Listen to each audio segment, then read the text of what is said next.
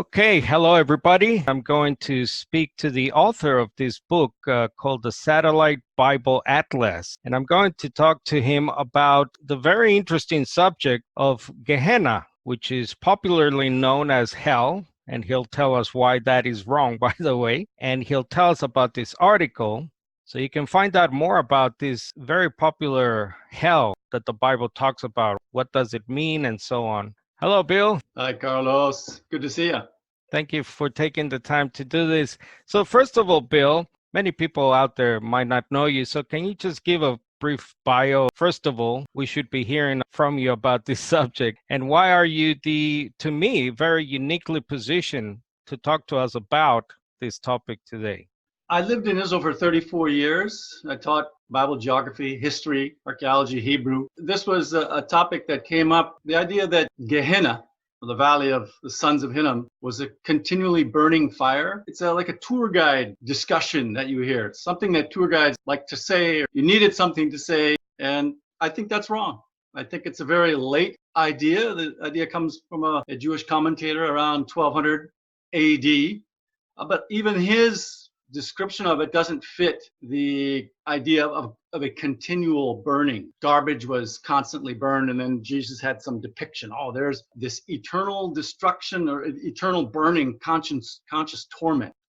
All right, first of all, Bill, take us through the etymology of the word Gehenna. So give us the background of the Hebrew word and then the translated Greek word, because as many people know, the Hebrew Bible, we Christians call the Old Testament, and then it was translated in the Greek of the time of Jesus. Well, the easier part is the first part. It's two words, really. The Gay. Gay means a valley, a deeper kind of a valley. And Hinnom, it's in some places called the Valley of the Sons of Hinnom. So it looks to be a name of an individual. It's a little bit difficult, I think, to trace the etymology of that word Hinnom. It may mean something, and quite honestly, I'm not sure myself. It's a good question. There are some words that probably may be related to it, but I'm not going to speculate right now. It's more so related to the sons of an individual, some person. Now, we don't really know anything else about him except this valley is named after him. For our viewers, you can easily find more about this online. So I have just a quote here from the Net Bible, which is a free Bible website you can look at. So the word translated hell, there it is, Gehenna, Yena or Yina in the Greek. It's a Greek transliteration of the Hebrew words, as Bill said. Part of the complication in all of this is in English, there are different words that are translated as hell in English. Now, sometimes even this word is translated as hell, but other times it's preserved in various translations as we see it there, as you had a Gehenna. But there's the other main word for hell in Hebrew is simply Sheol, which means the grave. And the King James, if I'm not mistaken, translates that one consistently as hell. So there's different words in Hebrew, they mean different things. So the word Sheol, hell, really, that means the grave. Everybody goes to it. So but not everybody goes to Gehenna. Not everybody experiences the destruction of Gehenna. So there's something different between the grave, where everybody goes to, and then whatever Gehenna is talking about. So tell us about this valley. What does the Bible have to say about this Valley of Hinnom? Now, the Valley of Hinnom is on the western and southern sides of the older city of Jerusalem. It directly defined the western and southern sides of the city. And part of that would have been the upper part, just above that valley, would have been the city wall, even in the Jebusite Canaanite times, in David's time. And archaeologists believe that entirely by the time of Hezekiah, 700 BC, the whole section of the Valley of Hinnom would have been like a moat on the west and southern sides of the city. So it's very close to the city of Jerusalem. So what does the Bible have to say about this place, if it says anything at all?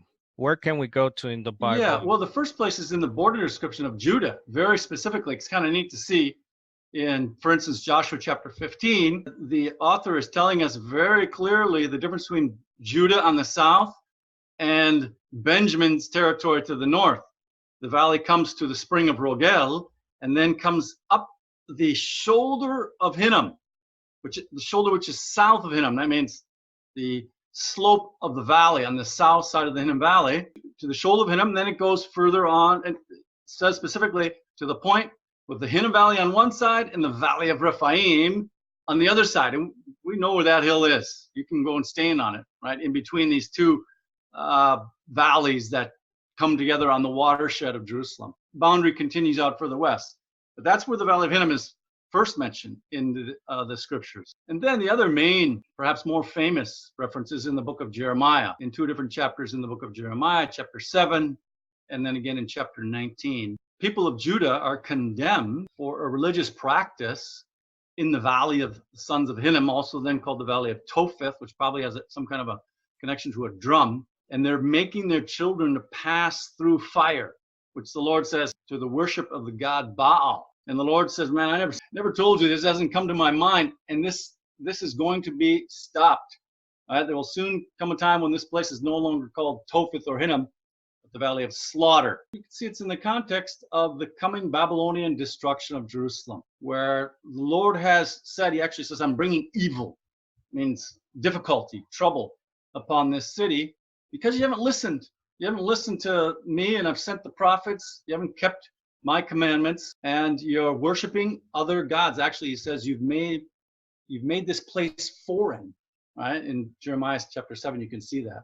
Let me ask you a question about the biblical account. As a cartographer, as a map maker yourself, geographer, how accurate is, for example, this passage you showed in Joshua 15, very accurate in terms of where you are in near and around Jerusalem and so on? Very much so, very much so. Whoever wrote that knows the Bible geography a lot better than anybody else today.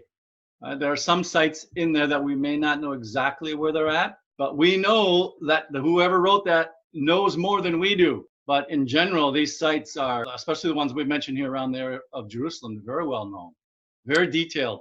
South and west. It curves from the west and then drains down as it makes a descent around the southern side of the city. So it's an actual place. It's an actual valley. It's not some metaphorical, symbolic place. So in other words, let me ask you, when the Bible speaks of the Valley of Hinnom, and then when we bring it to the New Testament times, when Jesus talks about it, are they usually speaking about a physical place, or is it because I've read some commentaries that say it could be symbolic of something else or a metaphor? Well, I think that the judgment that came upon Jerusalem and Judah was real in the days of the Babylonians. And that becomes a type or a example for the judgment that will come upon wickedness in general. That's the way I would put it. So take us through this article, and you have 7 very interesting points here. Well, and the first one, and perhaps the most important one, is that idea is not found anywhere in contemporary sources, contemporary to the time of Jesus, or even in the centuries, near centuries after that. The earliest kind of source that says something as relating to a burning in the Valley of Hinnom that dead bodies are thrown in is from a Jewish commentator on the book of Psalms. His name is David Kimche, highlighted there. And he lived in France in around 1200 to the Common Era after the time of Jesus. I don't think he ever visited the land of Israel. I'm not 100% sure about that, but I don't think he did. But he describes in his commentary on Psalm 27, which, by the way, is a psalm that says, hey, Lord, I got enemies, help me out, and I'm going to trust in you. It ends up, beautiful statement, Koveh Yehovah. Hope, trust, wait. In Jewish people don't say the name of God, the Yod He Vav He. Wait, hope in him. Neat parallel I read not long ago, Psalm 37. Those who wait, Koveh, I'll say the name, Yehovah, be more like a Karaite Jews. The Karaite Jews don't have a problem saying the name of Yahweh or Yehovah. I'm not sure 100% how to pronounce it. Those who wait in Yehovah will inherit the land, right? And this is Rabbi Kimche was basically saying the same thing as he describes the inheritance. In Psalm 27, the psalmist is saying in verse 13, I believe that I will see the goodness of the Yod He Vav He of Yahweh in the land of the living. Wait for the Lord. Be strong, let your heart take courage. Wait for the Lord. So in the face of his enemies, He's saying, I'll wait in Yahweh, and I believe I'll see the goodness of the Lord in the land of the living. That is, he won't come under this destruction, a physical removal of corpses by fire. That's what I even believe that David Kimke is talking about. He's talking about the elimination, not a conscious eternal torment, of human cadavers, of dead bodies. And that's as well what I believe the book of Jeremiah was saying. Jeremiah said, hey, this place is no longer going to be called the Valley of Hinnom or the Valley of Tophet. It's going to be called the Valley of Slaughter. There will be so many dead bodies there, there won't be enough places to bury. By the way, that's what you find archaeologically in the Hinnom Valley, is lots of tombs, even from the Israelite period, the Iron Age. So there won't be enough places to bury. What happens? The birds of the air come, they get their part. The animals of the field come, get their part. If there's any human beings still around, how are they going to dispose of these bodies?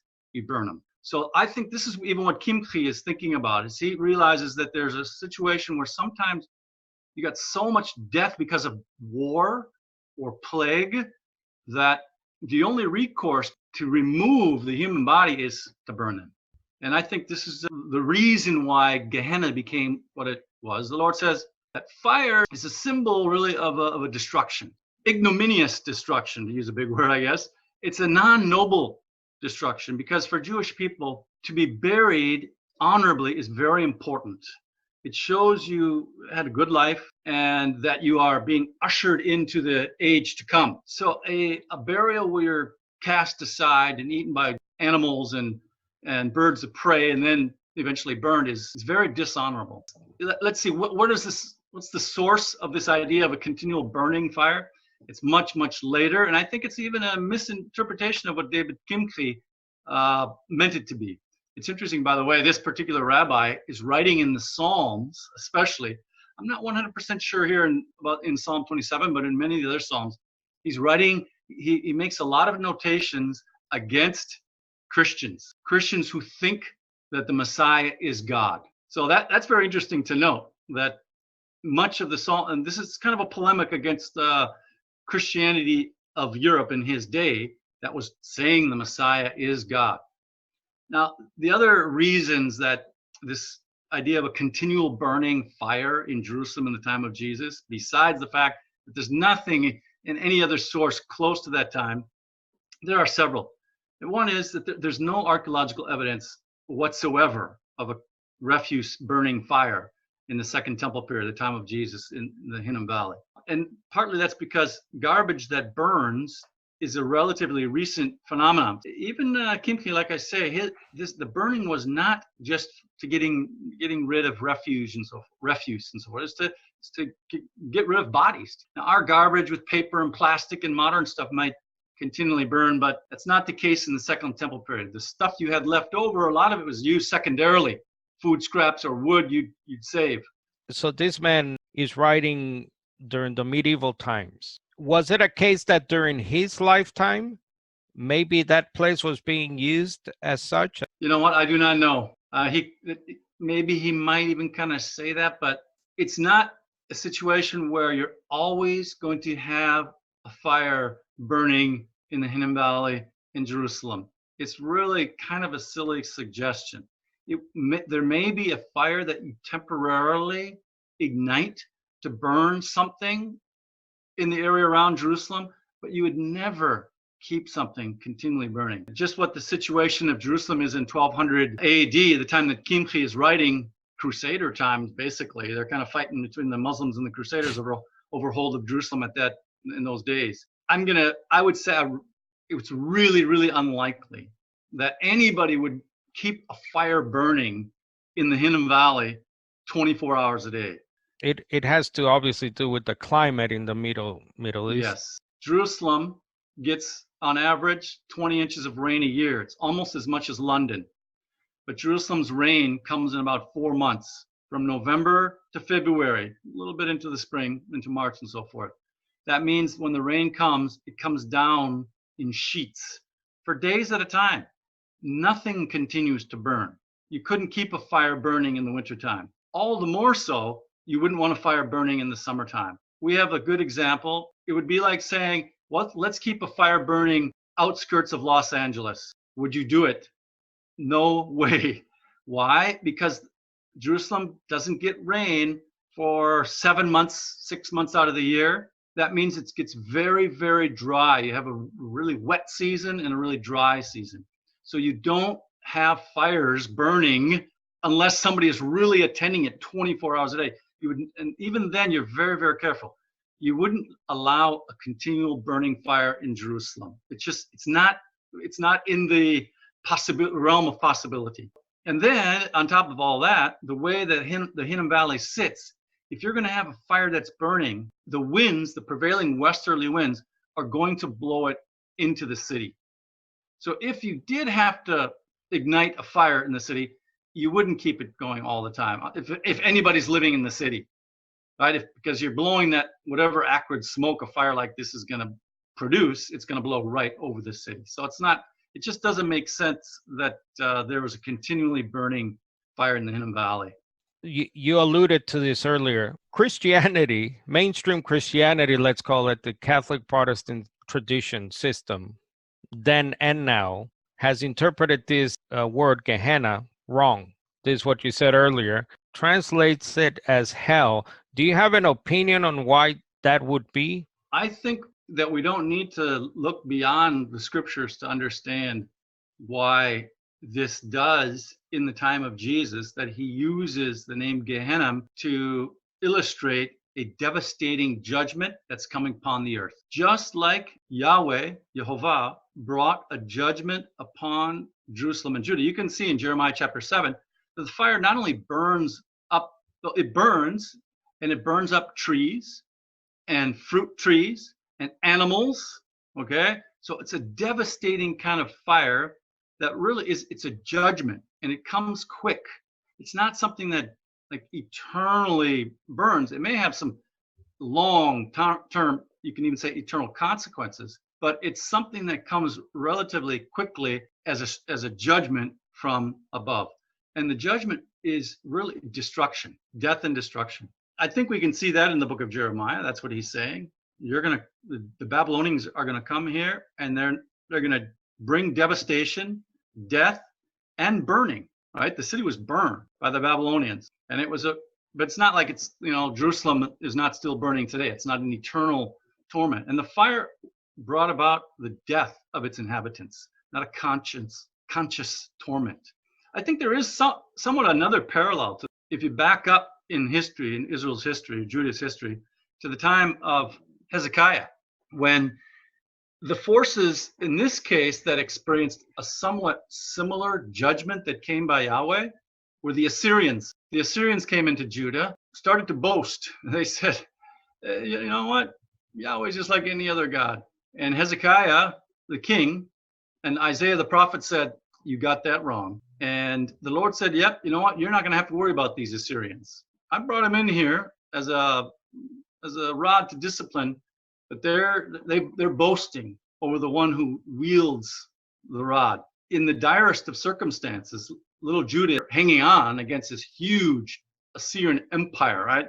The capital of Assyria, Nineveh, is in Iraq, in the area of, between the Tigris and Euphrates River, hundreds of miles away. And here's this empire sitting in the hills of Judah, have conquered swaths of territory, Damascus and Lebanon, Tyre, etc., and Samaria. They've taken Samaria, the northern kingdom, into exile. And here's little Judah holding out, and the Lord says, don't worry. What happens? The Judeans go out, and they find nothing but dead bodies of the Assyrians. They went out, and there's, behold, nothing but dead bodies. And how are you going to dispose of all those dead bodies? You don't just leave them laying in the field. You burn them. So I think the Judeans had a good example of what Yahweh's devastating wrath is all about.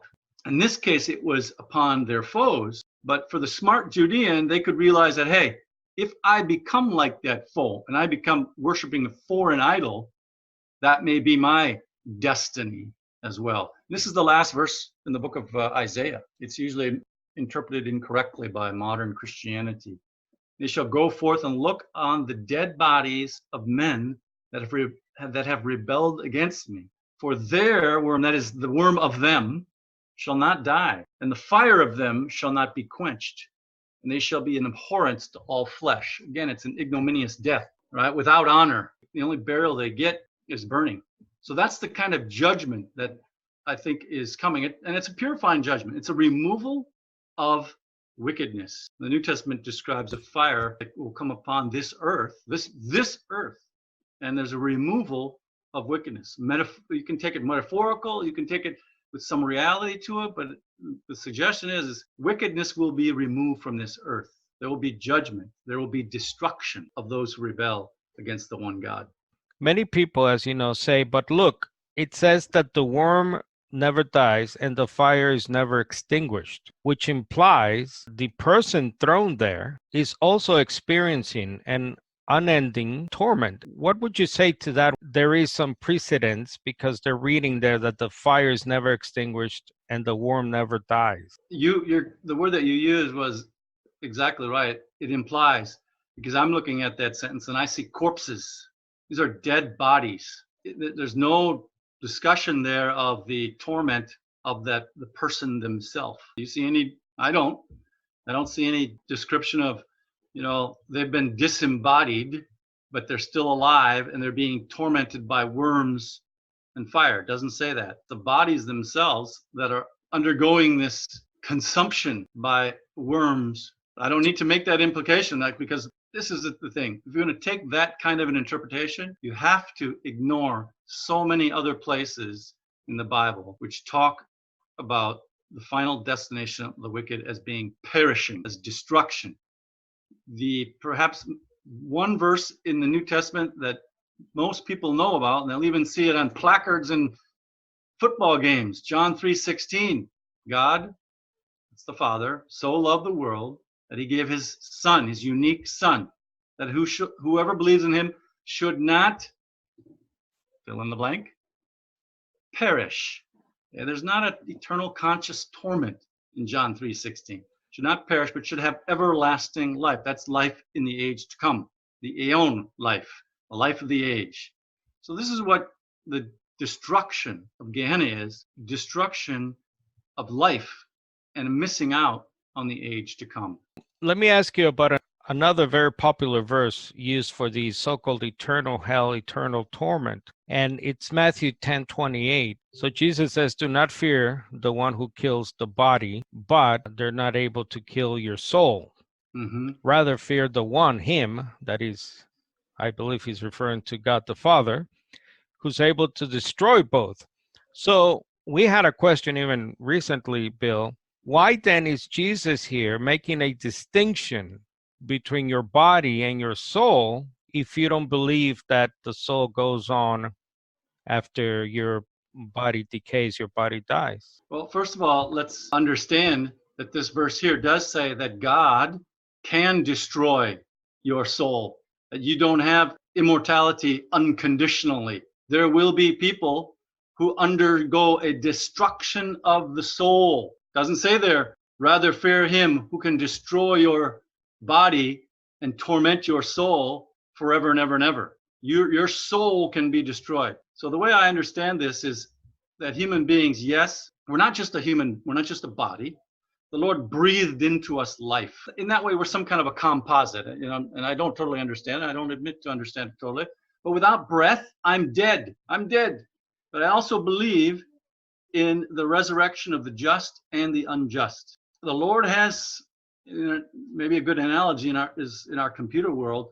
He's got the software for who we are, and he's well able to put who I am, who Bill is, in to combine me, to make me who I am, body and soul together. So he's well able to do that. If he's done it once, here I'm sitting here talking to you right now. We're good evidence that this is Yahweh's specialty.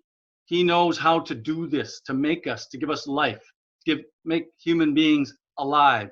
He's the God of the living. So he's well able to put me, whatever I'm made up of, together again, right, in the age to come, to resurrect. By the way, this is the whole message of the New Testament, is the Lord is going to recreate. The resurrection, it is a recreation, the resurrection from the dead. This is our hope. Yes, unjust as well seem to experience resurrection and then destruction. It's a destruction. right? That verse in Matthew right there says very clearly, he can destroy soul and body in Gehenna. Thank you, Bill. Once Okay. again, if you'd like to, and please do read Bill's interesting article. He's not the only one, by the way. I think there's a couple other links right in the article. There you can see here and here. Yeah. There's one link to an article, and here's another. So you can see that the myth of the burning garbage dump of Gehenna. So very interesting. Thank you, Bill. Thank you for your time. You can contact Bill and put this in your bookmark. It's a great little blog spot, and Bill updates it, as you can see. And he also talks about his story from Trinitarianism to what we call biblical Unitarianism. Thank you, Bill, for your time. All right. Thank you, Carlos.